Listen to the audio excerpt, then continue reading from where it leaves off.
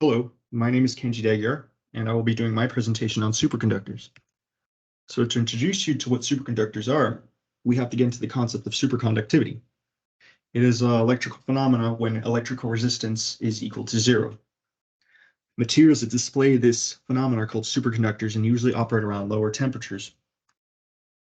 Possible uses, as we'll be discussing later on, will be that apply superconductors are energy, medicine, particle physics, transportation, electronics, and many others. So to get started on superconductors, there has been a history, and it all started with actually a rivalry between Sir James Dewar and Heike Kamerlingh Onnes. Both were trying to achieve very, very, very cold gases at liquid phase, and were the first men to discover liquid hydrogen and liquid helium. And Sir James Dewar actually proposed an idea that was saying once you reach absolute zero, electrical resistivity would be nothing, would be zero. And Heike Kamerlingh took that idea and actually made it a reality, taking the liquid helium that he made and synthesized and putting it into mercury and using it on mercury, achieving a very, very low temperature, causing the first known instance of superconductivity. And from there on, there was a race to discover new and new superconductors. So superconductors, what makes them superconductors?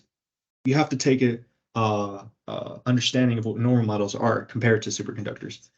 Normal metals, essentially, once you lower the temperature, electrical resistivity becomes smaller and smaller, but it never reaches zero. So you still have resistivity there. However, superconductors, instantaneously reaching a certain temperature, quote, the critical temperature, that very low temperature we were discussing, automatically plunges and reaches electrical resistivity you could see, as you could see here. 27 elements have been known to show this, and many metal alloys and ceramic compounds that were discovered after display this as well. So the dimensional factors that contribute to superconductivity is not only temperature, but also well as current density and magnetic field strength. And all these three in a three-dimensional graph at certain critical temperature, critical current density, and critical magnetic field strength below these critical points have this superconductive effect. In that boundary, you can see within that boundary. So the constant down temperature, 1 to 20 K is where they found that metals display this superconductivity. And new ceramic compounds display even further at higher temperatures this same phenomenon. So the reason why superconductivity appears is because when you chill the material, the element, the metal in this case, to a very, very, very small, very low temperature, thermal vibrations essentially become very, very little. There's little thermal vibrations, and it allows electrons to pass through materials instantaneously. And since there's no electron incidence occurring in the environment around it, electron incidence becomes zero, which is proportional to resistivity, hence making it zero. In terms of magnetism, superconductors actually have two types of magnetism, and both are completely diamagnetic. But the difference between the two is essentially in shift between their superconductive state and their normal state, which could be conductive. In type 1, there's an instantaneous change between conductive and superconductive. And you get this interesting Meissner effect, which we see in very famous pictures and photos and videos of superconductors having that levitation effect as you put a magnet above it. And essentially, when magnetic field passes through and you get this surrounding magnetic field causing that levitation, or it passes directly through it, still containing that conductive property.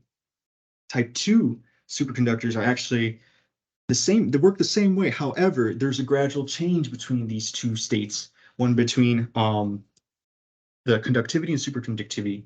And this gradual change, this gradual transition is actually called a mixed state. And in this mixed state, the superconductor actually acts both as a superconductor and a conductor, and is really preferred in the scientific community as it represents both of these properties.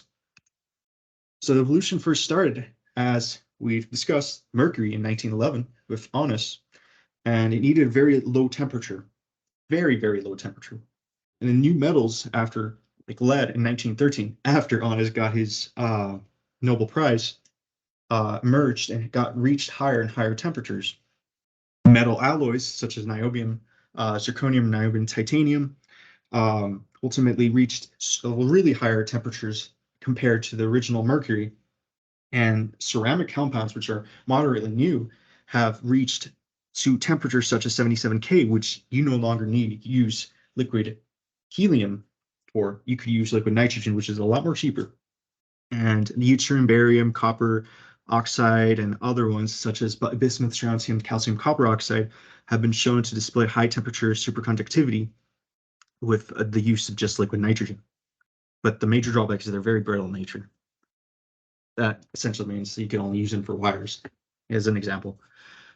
In the frontiers in the present day of superconductivity, there are now a very interesting discovery that happened in October 2020 is the discovery of room temperature superconductors. The world's first room temperature superconductor, that being carbonaceous sulfur hydride, was discovered by smashing two diamonds together so much into this high, really high pressure, and creating a product that within the product had a very small trace of superconductivity that was achieved in room temperature.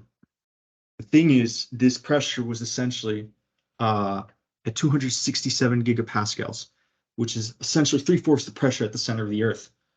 And essentially, that's just a really high pressure, and that brings another obstacle within what we have to overcome. So to conclude, we have to get away from very low temperatures and get near room temperature. And from the recently discovered room temperature conductor, we have to get a high pressure to near atmospheric and normal pressures. And once we achieve that, which we are slowly but surely getting there, we can achieve later in the future technologies that have like low power consumption, low power loss, low voltage operation levels. It can be used for magnets, for particle accelerators, frictionless transportation, and almost instantaneous computer signal transmissions in the worlds of medicine and medical technology, MRS and MRIs. And this could open a door to many different new materials that would be just used in normal pressure and at room temperature. So here are my references, and I will display actually a superconductor called yttrium barium copper oxide.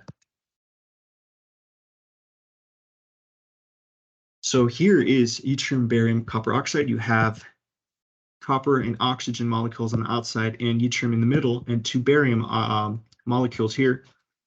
And this essentially, with this structure, created a more higher and higher temperature, critical temperature, to allow it to produce superconductivity in this specific format, which we could take as an idea to increase and further progress in the new sulfur hydride molecules that have been discovered, in developing new structures that have created new superconductor properties. So this is my presentation on superconductivity, and thank you very much